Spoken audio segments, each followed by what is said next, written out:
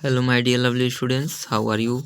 आज हम आपकी परीक्षा में आने वाले सबसे महत्वपूर्ण प्रश्नों को देखेंगे जो आपकी परीक्षा में 90% आ सकते हैं। ठीक है, तो चलिए हम शुरू करते हैं। सबसे पहला प्रश्न है आपका चार्ट के लिए है, ये गणित का विषय गणित का।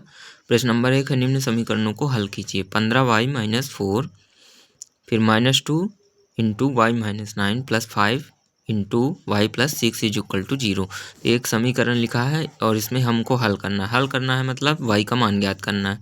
तो हम y को सिंगल करेंगे, बाकी सबको उधर ले जाएंगे। ठीक है, तो इसका पहले इसको सरल करते हैं। 15 का गुणा, इसको हम एक बार प्रश्न को उतार लिया उत्तर में। ठीक है, अब क्या करेंगे, 15 का गुणा y में तो 15y, फिर 15 का गुणा 4 में तो 60 आया, और ये माइनस और इधर प्लस है तो माइनस आ जाएगा। ठीक है, माइनस प्लस माइनस। फिर -2 का गुणा y के साथ करेंगे तो -2y, और -2 का किसका, -2 का गुणा -9 के साथ तो प्लस का 18 आएगा। माइनस माइनस प्लस, प्लस का 18। फिर +5 का गुणा y के साथ करेंगे तो +5y। फिर प्लस प्लस मतलब +5 का गुणा इसके साथ 6 के साथ, +6 के साथ तो प्लस आएगा। ठीक है, तो 6 पंचे 30 बराबर में लिख देंगे 0। अब ये देखिए क्या करेंगे, वाई वाले पदों को एक अलग कर लेंगे और अचर पदों को एक साइड कर लेंगे। ठीक है, तो y 15y, फिर ये माइनस का 2y, और ये फिर प्लस का 5y। अब फिर माइनस का 60 हो, और फिर प्लस का 18 और प्लस का 30 और इज इक्वल टू 0। पूरे हो गए ये।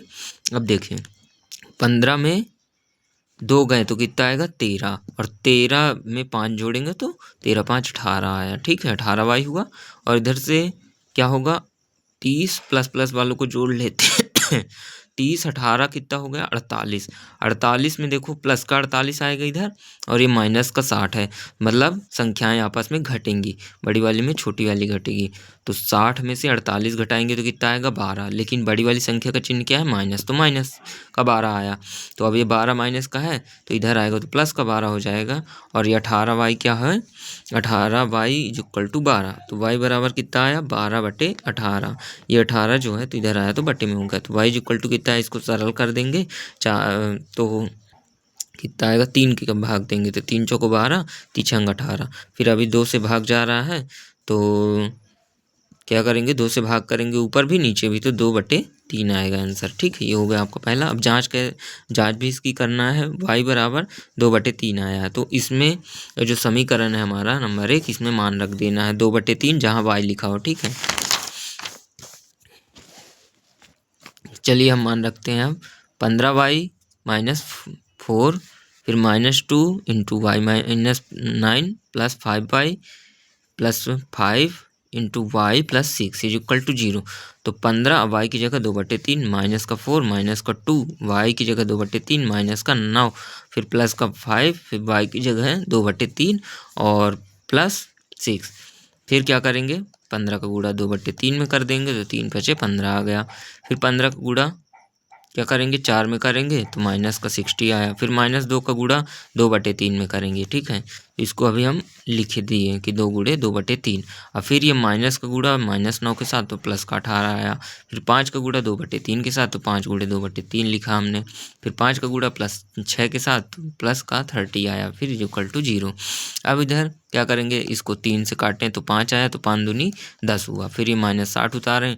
फिर इधर क्या करेंगे, देखो कट नहीं रहा ना नीचे ऊपर, तो क्या करेंगे, 2 गुणे 2 4 और बटे में 3, तो 3 लिखा माइनस का। ठीक है, मतलब माइनस का 4 बटे, इधर माइनस लगा ना इसीलिए माइनस आए। फिर ये प्लस का 18 उतार दिए। फिर इसको काटेंगे तो ये भी नहीं कट रहा ऊपर नीचे, क्या करेंगे, 5 दूनी 10/3 लिख दिया। फिर प्लस का 30 लिख दिया, इक्वल टू 0 कर दिया हमने। ठीक है, अब इसको क्या करेंगे, देखिए इसको इन संख्याओं को एक साइड करेंगे। ठीक है, पूर्णांकों को और भिन्नों को एक साइड करेंगे।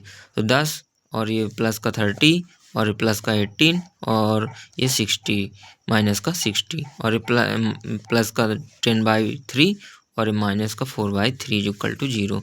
अब इधर देखो प्लस वाली संख्याओं को हम जोड़ते हैं तो इधर 30 18 48 10 58 आया, प्लस का 58 और इधर माइनस का 60। फिर ये प्लस का 10/3 और माइनस का 4/3। तो इसको सॉल्व करेंगे तो दोनों में हर क्या है, समान है, तो लिख देंगे बटे में 3 और ऊपर का सॉल्व करेंगे तो 10 - 4 लिखा हमने, बराबर में 0। अब इधर कितना आएगा देखो, 60 में 58 गए 2 आया, बड़ी वाली संख्या का चिन्ह लिखा माइनस हमने। फिर इधर प्लस लगाएं, फिर 10 में 4 गए 6 आया, अब बटे में 3, तो 6/3 हो गया इक्वल टू 0। अब इधर क्या आएगा, माइनस का 2, और इधर क्या आएगा, प्लस का 2। तो अब ये 2 2 क्या हो जाएगा, प्लस का है एक माइनस का, तो 0 आ गया, 0 बराबर 0। LHS इक्वल टू RHS आ गया। ये हो गया आंसर आपका फर्स्ट नंबर। ठीक है, सेकेंड नंबर देखते हैं। निम्न समीकरण को हल कीजिए। x - 5/3 equal to x - 3/5। तो देखिए इसको पहले सॉल्व में हम उसी को उतार लेंगे प्रश्न को, और फिर आगे सॉल्व करेंगे। तो अब ये 5 का गुणा हम इधर तिर्यक गुणा कर देंगे, तो 5 का गुणा इसमें हो जाएगा, 3 का गुणा इसमें, तो 5 का गुणा इसमें हुआ, तो 5 गुणे x - 5। फिर बराबर में लिखा हमने 3 गुणे x - 3। ठीक है, अब 5 का गुणा x, इसको सरल करेंगे तो 5 गुणे x और 5 25, माइनस का 25 आया, 3 गुणे x 3x और 3 3 9, माइनस का 9 आया, 5x माइनस, और इधर ये जो चर वालों को एक साइड करना है, चर को एक साइड, तो ये चर वाला 3x है तो इधर आया तो माइनस में हुआ, और ये माइनस का 25 है तो उधर गया तो प्लस में हुआ, तो प्लस का 25 हुआ, माइनस 9 हुआ, और ये 5x - 3x equal to 2x, और इधर 25 में 9 गए 16, तो ये 2x इक्वल टू 16 आया। ठीक है, तो x इक्वल टू कितना आएगा, 8। जांच करेंगे समीकरण 1 में x का है, जांच करेंगे समीकरण 1 में x का मान रखने पर, तो 5 लिखेंगे, x की जगह 8 लिख देंगे, तो 5 × 8 - 5, x की जगह हमने समीकरण 1 क्या था देखो, ये इसको हमने समीकरण 1 लिया। ठीक है, x - 5 था, और तो x की जगह 8 लिखा हमने, और इधर भी x - 3 था, है ना, x - 3, तो इधर x की जगह हमने क्या लिखा, 8 लिखा, 8 - 3, तो इधर क्या हो जाएगा, 8 में पहले कोष्टक के अंदर वाली संख्या को सॉल्व करते हैं, यदि ना हो तब हम बाहर करते हैं। जैसे इधर x होता तो हमने बाहर किया ना सरल, लेकिन यदि दोनों संख्याएं सॉल्व हो रही हैं तो पहले कोष्टक के अंदर हम सॉल्व करते। तो 8 में 5 गए 3 आया, 5 3 15 हो गया इधर, 8 में 3 गए 5 आया, 5 3 15 इधर भी हो गया। तो LHS equal to RHS prove that, ये आपका दूसरे का आंसर होगा। ठीक है, थर्ड नंबर लिखा है, निम्न समीकरण को हल कीजिए। 0.25 × 4f - 3 इक्वल टू 0.05 × 10f - 9। तो 0.25 इंटू, इसको सवाल को उतारा हमने। अब देखो ये दशमलव वाले क्या होते हैं, एक्चुअल में लगता है हमको कठिन है, बट इसको कठिन है तो हम क्या करेंगे, भिन्न में बदल देंगे। तो ठीक है, ये दशमलव के बाद 2 अंक है ना, तो 2 0 लगाएंगे, 1 लिख के बटे में। ठीक है, मतलब 25/100 बना, 0.25 क्या बना, 25/100, और बाजू में लिख देंगे हम 4f - 3। ये भी इक्वल टू में ये 0.05 क्या बनेगा, इधर भी दशमलव के बाद 2 अंक है। ठीक है, तो ये भी क्या बना, बटे में 100 बना, तो 5/100। अब इधर 10f, मतलब इधर 5/100 इंटू 10f - 9। अब देखो क्या करेंगे, अंदर गुणा कर देंगे। ठीक है, तो 25 का गुणा हम इसमें करेंगे 4 में। ठीक है, तो 25 चौको 100 यफ। ठीक है, और इधर 25 का गुणा 3 में करेंगे तो कितना आएगा, 75, और बटे में 100, और माइनस है तो माइनस इज इक्वल टू क्या हुआ, 5 का गुणा 10 में करेंगे तो 50/100, और 5 का गुणा 9 में करेंगे 9 में तो 45 आएगा अपॉन 100। अब देखो ये 100 अपॉन 100, तो ये 100 से 100 कटा 1f हुआ, और ये 75 - 100 इज इक्वल टू 50f - 100, और इसको हम उतार दिए। ठीक है, अब ये देखो हमें यफ चरों को एक साइड करना है, अचरों को एक साइड, तो ये चर वाला पद है ना, तो इसको हम इस साइड ले आएंगे, और ये अचर वाला है तो उसको उस साइड ले जाएंगे। तो 1f - 50, ये वाला इधर आया तो माइनस में हो गया, 50f upon 100 is equal to, ये इधर गया तो प्लस में हो गया, 75/100 माइनस 45/100। आप देखिए इस 100 का गुणा हम इसमें करेंगे, क्योंकि इसके बटे में यदि कुछ नहीं है ना, कुछ नहीं है तो 1 होता है, तो 100 और 1 का एलसीएम कितना आएगा, 100। अब 1 का भाग देंगे यदि हम 100 में तो 100 आएगा, तो 100 का गुणा 1 में करेंगे तो 100f आएगा, इसीलिए हम डायरेक्ट इसमें गुणा कर देते हैं। यदि ऐसा बटे में कुछ ना हो तो डायरेक्ट इसका गुणा इसमें कर देना है। तो 100 का गुणा हम 1 में करेंगे तो 100f आया, माइनस का 50f आया। ठीक है, इक्वल टू क्या करेंगे, अब दोनों में बटे में 100 ना, तो दोनों का एलसीएम 100 आएगा। अब 100 का भाग हम 100 में देंगे तो 1 1 आएगा। मतलब यदि बराबर रहे सेम तो ऊपर वाली संख्याओं को लिख देना है सरल करके, ठीक है। तो 75 माइनस 45 हमने लिख दिया और इसको 1 लिख देना बटे में। 1 का मतलब जो दोनों में है तो 1 ही बस लिखना है। जैसे 100 है दोनों में तो 100 एक ठो लिखना है ऐसे। तो अब इधर 100 एफ में 50 एफ गए तो 50 एफ बटे 100 इज इक्वल टू 30 एफ, 30/100। तो अब ये 100 उधर जाएगा तो गुणे में हो जाएगा, तो 30 इंटू 100/100 और ये 50 एफ लिखा है इधर। अब ये एफ इज इक्वल टू हमें एफ का मान निकालना है, तो ये गुणे में है 50 तो उधर जाएगा तो बटे में हो गया। तो ये 100 से 100 कटा, 30 के बटे में 50 आया तो 0 से 0 कटा, मतलब 3/5 आंसर आया। तो 3/5 आंसर आया। तो अब बराबर 0.6 है और दशमलव में था ना आपका पूरा, तो इसको हम 0.6 में लिख देंगे, ठीक है। अब हम जांच देखेंगे इस, तो जांच में हम लिखेंगे अब बराबर 3/5 समीकरण 1 में रखने पर। तो समीकरण 1 इतना हमने माना, ठीक है। इसको भिन्न में बदल कर, दशमलव हटा के भिन्न में बदल कर हमने इसको माना समीकरण 1 है, ठीक है ये। तो अब देखिए एफ की जगह हमें 3/5 रखना, तो ये हमने रखा 3/5, इधर भी हमने रखा। अब ये 5 से 10 कट रहा है तो 2 आया, लेकिन इधर नहीं कट रहा है तो क्या करेंगे, इसको हम इसके साथ डायरेक्ट गुणा कर देंगे। तो 25/100 गुणे 4 गुणे 3/5, इसका गुणा इसके साथ हुआ ना ये। अब इसका गुणा इसके साथ करते हैं, तो 3 गुणे 25 और बटे में 100। तो 25 से 100 कटा तो 4 आया, और इधर इसका इधर क्या बचा 2, मतलब 2 गुणे 3, अब बटे में कुछ नहीं है तो इसका गुणा हम करेंगे तो 5 गुणे 2 गुणे 3, अब बटे में ये 100 रहेगा, ठीक है। अब इसका गुणा 9 के साथ करेंगे तो 5/9 गुणे 100, मतलब 9 गुणे 5/100, ठीक है। तो 5 से ये 100 कटा तो 20 आया इधर। अब 5 से 100 कटा इधर तो 20 आया, और 2 से 20 कटा तो 10 आया इधर, ठीक है। अब 25 से इधर 100 कटा तो 4 आया, ठीक है। और ये क्या हुआ, 25 से 100 कटा तो 4 आया, 4 से 4 कटा तो 1 आया। 1 का गुणा 3/5 में करेंगे तो 3/5 आएगा। इधर क्या बचा 3/4, तो माइनस का 3/4 लिखे हमने। इधर क्या बचा 3/10, तो 3/10 लिखा हमने। इधर क्या बचा 9/20, तो माइनस का 9/20 लिखा हमने, ठीक है। अब क्या करेंगे कि इधर वाले पक्ष को इधर वाले पक्ष के बराबर आना चाहिए, ये देखना हमें। तो देखो हम इसका इन दोनों को, ये भिन्न हैं तो इन दोनों को हम क्या करेंगे, सॉल्व करेंगे। इधर माइनस लिखा है ना, मतलब घटाना है। तो 5 और 4 कैल्शियम लेंगे तो 20 आएगा, और 20 आया जब तो 5 का भाग करेंगे 20 में तो 4 आएगा, और 4 का गुणा 3 में करेंगे तो 12 आएगा। अब 4 का भाग करेंगे 20 में तो 5 आएगा, 5 का गुणा 3 में करेंगे तो 15 आएगा, तो माइनस का 15 हमने लिख दिया। अब 12 माइनस 15 मतलब कितना आया, -3/20। और इधर कितना आएगा 10 और 20 का एलसीएम कितना आएगा 20, और 10 का भाग 20 में देंगे तो 2 आएगा, ठीक है। 2 का गुणा हम 3 में करेंगे तो 6 आएगा। अब क्या करेंगे 20 का भाग 20 में देंगे तो 1 आएगा, और 9 में 1 का गुणा करेंगे तो 9 ही उतर आएगा, तो -9 हमने लिख दिया। अब इधर देखो 9 में 6 गए तो 3 आया, और बड़ी वाली संख्या के चिन्ह माइनस, तो माइनस लगाया, -3/20 बराबर -3/20। तो ये LHS is equal to RHS answer आ गया। प्रूव दैट ये हो गया आपका तीसरे का आंसर। अब हम चौथा नंबर देख, लिखा है प्रश्न नंबर 4, किसी समांतर चतुर्भुज के दो आसन्न कोणों की माप बराबर है, समांतर चतुर्भुज के सभी कोणों की माप ज्ञात कीजिए। तो मानेंगे माना आसन्न कोण कितना है, यक्स है, तब दूसरा कोण कितना होगा, यक्स होगा, क्योंकि क्या लिखा है समांतर चतुर्भुज के दो आसन्न कोण, ठीक है। मतलब समांतर चतुर्भुज है ऐसा, तो क्या दिया है कि दो आसन्न कोण, आसन्न कोण का मतलब आजू बाजू वाले कोण, तो इन दोनों कोण के क्या है मान बराबर है। तो इसका मान यदि यक्स है तो इसका मान भी यक्स होगा।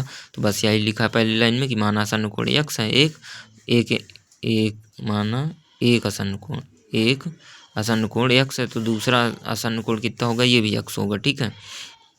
अब हम जानते हैं कि आसन्न कोणों का योग कितना होता है, दोनों आसन्न कोणों को जोड़ने पर 180 होता है। तो ये हम जानते हैं, तो लिख दिया हमने। तो x + x is equal to 180, तो 2x ये जुड़ के x कितना हुआ 2x इज इक्वल टू 180, तो x इज इक्वल टू 90 आ गया, ठीक है। अब लिखेंगे चूंकि समांतर चतुर्भुज के सम्मुख कोण बराबर होते हैं, मतलब x का मान कितना है 90, मतलब इसका मान 90 आया है और इसका मान भी 90 आया। तो समांतर चतुर्भुज के क्या होते हैं, सम्मुख कोण बराबर होते हैं। तो इसका मान 90 आया तो इसका मान भी 90 होगा, इसका मान 90 आया तो इसका मान भी 90 होगा। तो सम्मुख कोण बराबर होते हैं, इसीलिए आसन्न कोण x बराबर 90 के सम्मुख कोण भी 90 के ही होंगे, ठीक है। तो ये दोनों कोण भी 90 के होंगे, मतलब ये क्या बनेगा पता है, ये बनेगा आयत, ठीक है। चलो आगे देखते हैं समांतर चतुर्भुज। प्रश्न नंबर 5 लिखा है समांतर चतुर्भुज में x y z के मान ज्ञात करना है आपको। तो देखो इधर 50 लिखा है, इधर जेड लिखा है, इधर एक्स, इधर वाई। तो क्या करेंगे एक्स प्लस 50, ये क्या है आसन्न कोण है। तो इन दोनों कोणों का मान क्या होता है 180 आसन्न कोण लिख देना है कोष्टक में, ये लिखना जरूरी है। ठीक है, बताना है कि ऐसा हमने क्यों किया, तो ये जरूरी है, भले ही आप शॉर्ट में लिखो, पूरा वर्णन ना करो। तो क्या लिखेंगे, ये कितना हो जाएगा, देखो एक्स को एक सिंगल रहने देंगे, 50 को उधर ले जाएंगे तो माइनस में हुआ, तो 180 minus 50 degree is equal to 130 degree. तो यक्स, अब अगली लाइन में लिखेंगे यक्स बराबर वाई बराबर 30। क्यों, क्योंकि यक्स बराबर वाई बराबर, अब यक्स बराबर कितना 130, तो यक्स बराबर वाई बराबर 130। क्यों, सम्मुख कोण है, ये दोनों क्या है समांतर चतुर्भुज के सम्मुख कोण है। ऊपर इसमें प्रश्न में पहले ही लिखा कि समांतर चतुर्भुज में, ठीक है, तो सम्मुख कोण क्या होते हैं बराबर, इसीलिए यक्स और वाई क्या होंगे, दोनों बराबर होंगे। ठीक है, 130 के। अब लिखा है x z is equal to 130 degree. अब ये क्या है, संगत कोण है, ये यक्स और जेड क्या है, संगत कोण है, क्योंकि ये समांतर चतुर्भुज है। ठीक है, तो ये भी समांतर रेखा है, इसीलिए ये संगत कोण है। तो संगत कोण के कारण यक्स बराबर जेड बराबर भी 130 डिग्री हो। ये हो गया आपका 5वां नंबर। अगला प्रश्न लिखा है समलंब चतुर्भुज पी क्यू आर एस में यक्स का मान ज्ञात कीजिए। हम जानते हैं कि सन्निकट आसन्न कोण, देखो इधर पी क्यू आर एस एक समलंब चतुर्भुज है और इसमें पी का मान यक्स माइनस 20 और क्यू का मान यक्स प्लस 40 दिया है। तो हम जानते हैं कि सन्निकट आसन्न कोणों का योग 180 डिग्री होता है। तो पी, देखो सन्निकट आसन्न कोण, ये आसन्न कोणों का योग कितना होगा 180 डिग्री। तो इन दोनों को जोड़ेंगे तो कितना आना चाहिए 180 डिग्री, और इस तरह क्या बन जाएगा, समीकरण बन जाएगा। तो देखो हमने जोड़ा ना यक्स माइनस 20 और plus x plus 40 equal to 180 degree. तो अब इसको, ये समीकरण बन गया और एक चर है, एक ही चर है, तो हम इसका मान आसानी से निकाल सकते हैं। तो यक्स और यक्स कितना हुआ 2x हुआ, और 40 में 20 गया तो 20 आया, प्लस का 20 आएगा क्योंकि बड़ी संख्या प्लस में है, तो 20 आया, और ये जो इक्वल टू कितना हुआ 180। अब इधर क्या करेंगे 2x को बचा लेंगे, इसको ले जाएंगे उधर, तो माइनस में हो गया, मतलब 180 में 20 गया तो 160 डिग्री आया। अब 2x is equal to 160 degree हुआ, तो ये 2 है जो, तो इधर आएगा तो बटे में हो जाएगा। तो यक्स बराबर कितना हुआ 160 degree upon 2 is equal to 180 degree. ठीक है, नहीं 180 डिग्री नहीं, 80 डिग्री ओनली। तो देखो यक्स का मान कितना है 80 डिग्री। अब इधर हमको रख देना है मान 80, तो ये कितना हो जाएगा 60, और इधर मान रखेंगे यक्स का 80, तो ये होगा 80 धन 40 बराबर 120। ठीक है, तो यही हमने लिख दिया कि अतः कोण P बराबर क्या होगा x minus 20 is equal to 80 minus 20 is equal to 60 and Q is equal to x plus 40 is equal to x की जगह 80 प्लस 40 इज इक्वल टू 130। तो इधर देखो प्रश्न क्या लिखा रहा, पी क्यू आर एस में यक्स का मान ज्ञात करना है। तो आंसर तो हमारा इतना ही था, बट हमने इसको भी ज्ञात कर दिया, कोण P बराबर कितना होगा, कोण Q बराबर इतना कर देना है, 5 नंबर का रहेगा। ठीक है, हाँ तो ये प्रश्न नंबर 7 देखते हैं। यदि आपके पास 3 हरे त्रिज्याखंड, एक नीला त्रिज्याखंड और एक लाल त्रिज्याखंड वाला एक घूमने वाला पहिया है, तो एक त्रिज्याखंड प्राप्त करने की प्रायिकता क्या है, ऐसा त्रिज्याखंड प्राप्त करने की प्रायिकता क्या है जो नीला ना हो। तो हमें इस प्रश्न में 2 प्रश्न पूछे गए हैं कि एक त्रिज्याखंड प्राप्त करने की प्रायिकता पूछा गया है पहला, और दूसरा में, तो हम इसका लिखेंगे हल, कुल त्रिज्याखंड की प्रायिकता, नहीं, कुल त्रिज्याखंडों की संख्या लिखेंगे। ठीक है, इधर संख्या लिख देंगे अपन, प्रायिकता नहीं लिखना हमें अभी, संख्या। तो कुल त्रिज्याखंडों की संख्या कितनी है, इसमें देखो 3 हरे हैं, एक नीला है, एक लाल है, तो 3 एक 4 और एक 5, मतलब कुल त्रिज्याखंडों की संख्या कितनी है 5। तो एक त्रिज्याखंड प्राप्त करने की प्रायिकता इज इक्वल टू 1/5 एंड क्या होगा आगे, चूंकि सच दैट कुल त्रिज्याखंडों में से नीला त्रिज्याखंड, तो नीला त्रिज्याखंड सिर्फ एक है, तो क्या लिखा है, जो नीला ना हो उसकी प्रायिकता ज्ञात करना है। तो ऐसे 4 संभावित परिणाम आ सकते हैं, क्योंकि देखो 5 में सिर्फ एक नीला है, तो बचे कितने 4, तो लिखेंगे जो नीला ना हो, मतलब 5 में एक ही नीला है तो उसी को घटा देंगे, जितने नीले होंगे उसको घटा देंगे, तो कितने बचे 4, मतलब हरे और लाल, तो हरे और लाल मिला के 4, मतलब पॉसिबिलिटी कितनी आ रही है नीले ना होने की 4, कितने में 5 में। तो लिखेंगे अतः त्रिज्याखंड जो नीला ना हो प्राप्त करने की प्रायिकता कितनी होगी 4/5। मतलब 4 पॉसिबिलिटीज आ रही हैं कि त्रिज्याखंड नीला ना होगा, कितने में 5 में। ठीक है, बाकी एक नीला होने की पॉसिबिलिटी आ रही है, तो एक को हमने नहीं लिखा। ठीक है, चलिए आगे देखते हैं प्रश्न नंबर 8। एक थैले में 4 लाल गेंदे और 2 पीली गेंदें हैं। थैले के अंदर से बिना देखे एक गेंद निकाली जाती है। एक लाल गेंद प्राप्त करने की प्रायिकता क्या होगी। तो उस थैले में कुल गेंदों की संख्या कितनी है 4 2 6। ठीक है, तो लाल गेंदों की संख्या कितनी है, अब देखते हैं 4 है लाल गेंद। ठीक है, तो हमें ज्ञात क्या करना है, देखो बिना देखे एक गेंद निकाली जाती है। एक लाल गेंद प्राप्त करने की प्रायिकता सिर्फ एक। ठीक है, तो एक लाल गेंद आने की प्रायिकता देखते हैं कितनी होगी 4/6। एक क्यों, क्योंकि देखो 4 लाल गेंदे हैं। ठीक है ना, 4 और निकालेगा तो एक ही निकाल रहा है, तो एक निकालेगा तो पॉसिबिलिटी देखना है हमें इधर की। पॉसिबिलिटी कितनी आ रही है 4 है, कितने में 6 में। 4 है 6 में, मतलब 4 लाल गेंदे हैं तो 4 पॉसिबिलिटी ना है कि 4 में से यदि हम हाथ डालते हैं तो 2 गेंदे तो छोड़ दो क्योंकि 2 पीली हैं, बट 4 पॉसिबिलिटीज़ ये कहती हैं कि लाल आ सकती है। तो क्या होगा, एक लाल गेंद आने की प्रायिकता क्या होगी 4/6। इसको सरल करेंगे 2/3, तो ये इक्वल टू कितना आएगा 66 × 67%। ठीक है, प्रश्न नंबर 9 देखते हैं। पाइथागोरस त्रिक लिखिए जिसका एक सदस्य 14 है। तो पाइथागोरस त्रिक की 3 संख्याएं, ये हमारा सूत्र है 2m और m² - 1 m² + 1 है। तो 2m की जगह हम क्या है, एक 14 है ना सदस्य, तो 2m की जगह हम लिख देंगे 14। इसी को मानते हैं क्योंकि इससे m का मान जल्दी आता है। तो m = कितना होगा 14/2, तो इक्वल टू 7 आया। तो दूसरी संख्या क्या हो जाएगी m² - 1, मतलब 7 का स्क्वायर -1, तो 7 × 7 = 49 -1 इक्वल टू 48। फिर तीसरी संख्या क्या हो जाएगी m² + 1, तो इक्वल टू में 7² + 1 इक्वल टू कितना आया 49 + 1 इक्वल टू 50। अतः पाइथागोरस त्रिक की 3 संख्याएं कौन कौन सी होगी, एक तो पहले 7 होगी, फिर नहीं गलत हो गया, क्या क्या होगी 14, 48 और 50, ये तीनों होंगी। ठीक है, ये आपका आंसर हो गया। ये हो गया 8 सवाल। अब देखते हैं हम 9 प्रश्न नंबर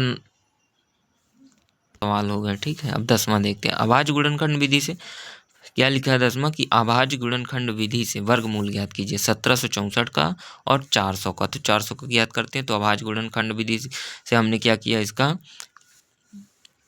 गुणनखंड ज्ञात किया। तो 400 के गुणनखंड क्या है 2 × 2 × 2 × 2 × 5 × 5। तो इसको हमने लिख दिया। अब देखो जोड़ा बनाना, वर्गमूल ज्ञात कर रहे हैं तो 2 2 के जोड़े बनेंगे, 2 ये 2 ये 2 ये, तो 1 2 इधर निकला, 1 2 और निकला, 1 5 इधर निकला, तो 5 दूनी 10, अब 10 दूनी 20, तो 5 दूनी 10, 10 दूनी 20, मतलब 20 क्या आएगा 400 का वर्गमूल। ये है आपका आंसर हो गया। ठीक है, फिर है 1764। तो 1764 का गुणनखंड करेंगे तो 2 × 2 × 2 × 3 × 7 × 7।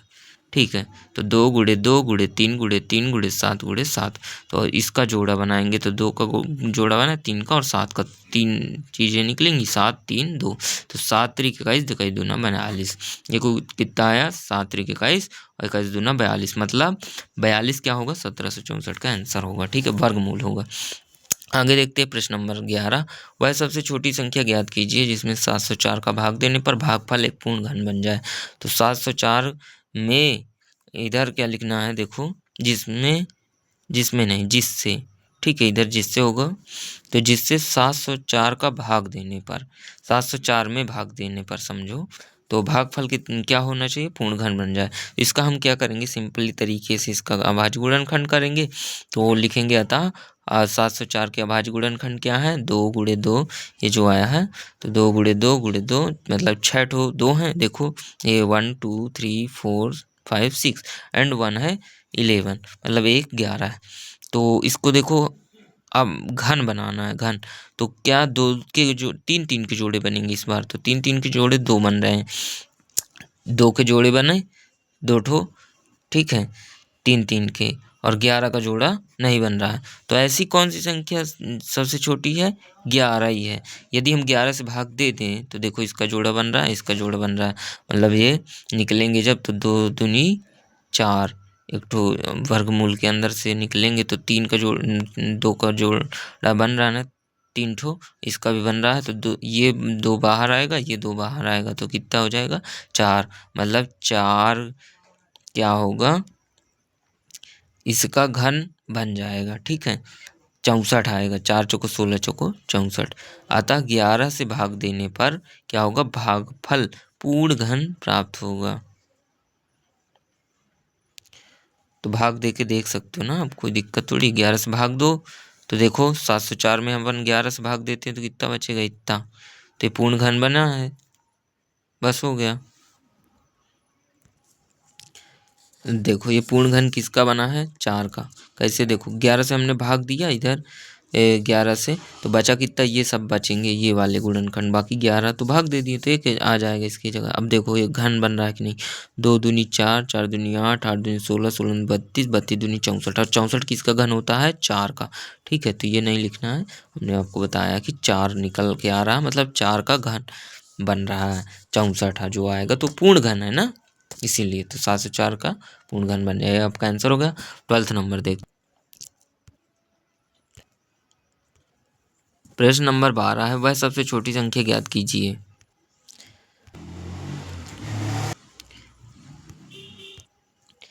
वह सबसे छोटी संख्या ज्ञात कीजिए जिससे निम्नलिखित संख्याओं को गुणा करने पर पूर्ण घन प्राप्त हो।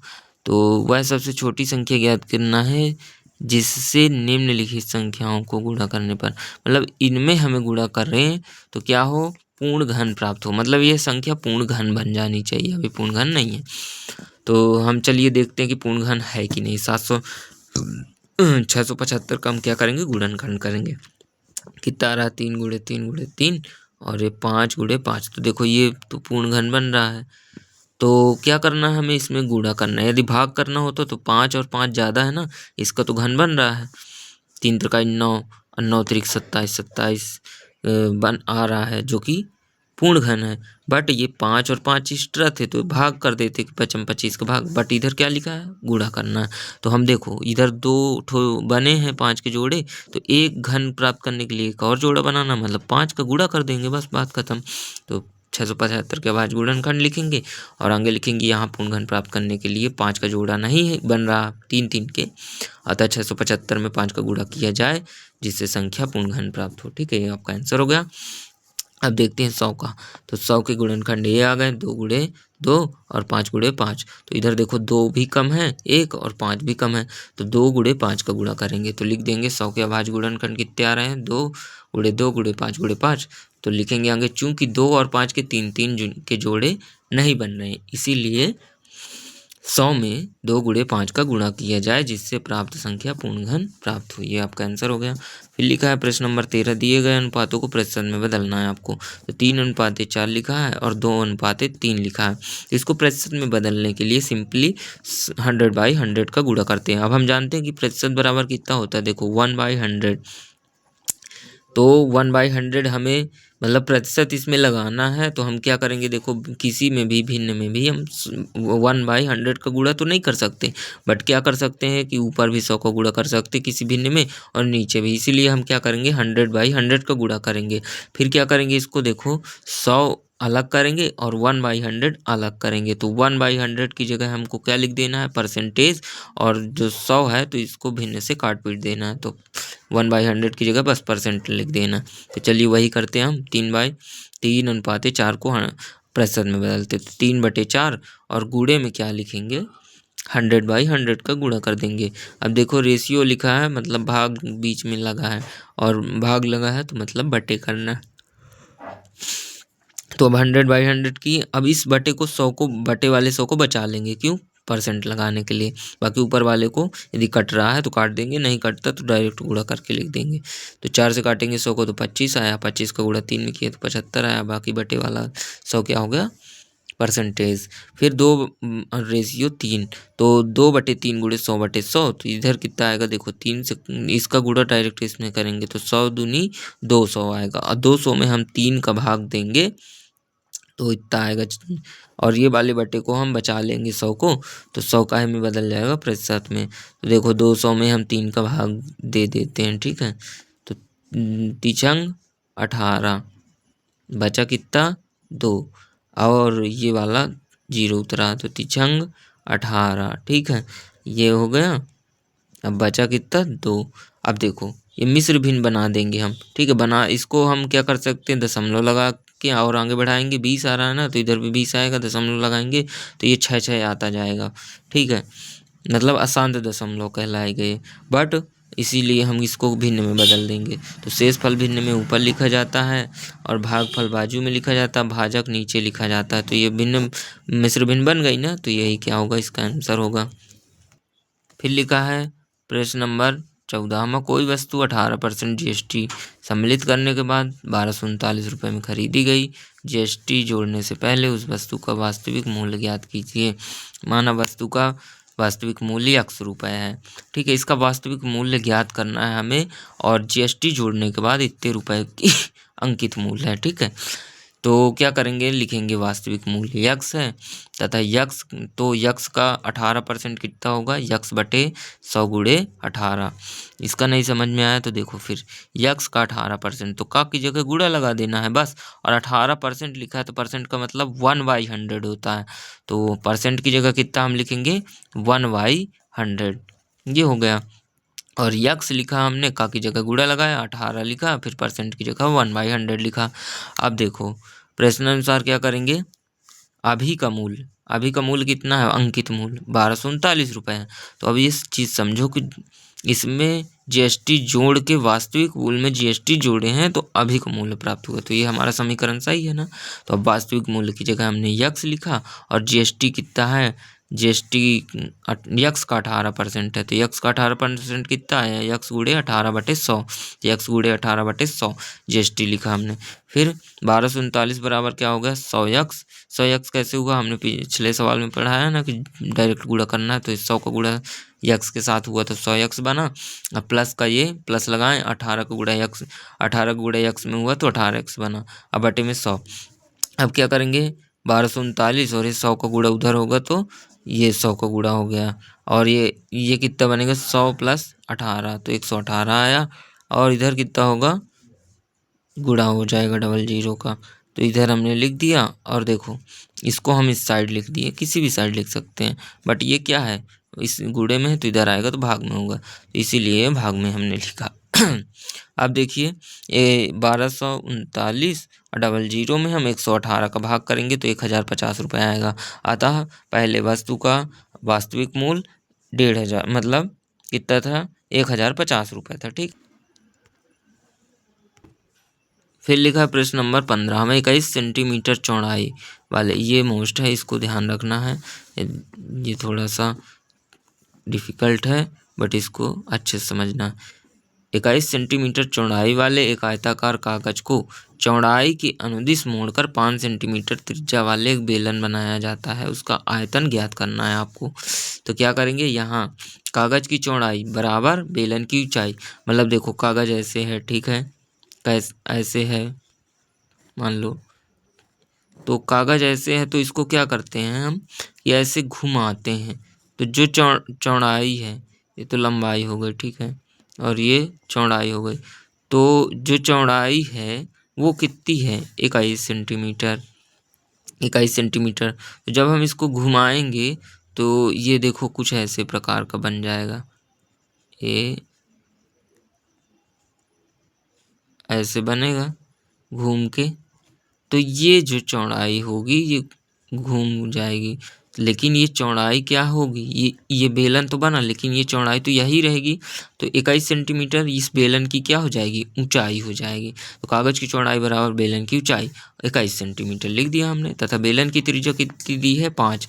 तो बेलन का आयतन का हम सूत्र लगाएंगे πr²h। तो पाई की जगह हमने मान रखा पाई का 22/7, और आर की जगह हमने रखा 5 का स्क्वायर, एच की जगह हमने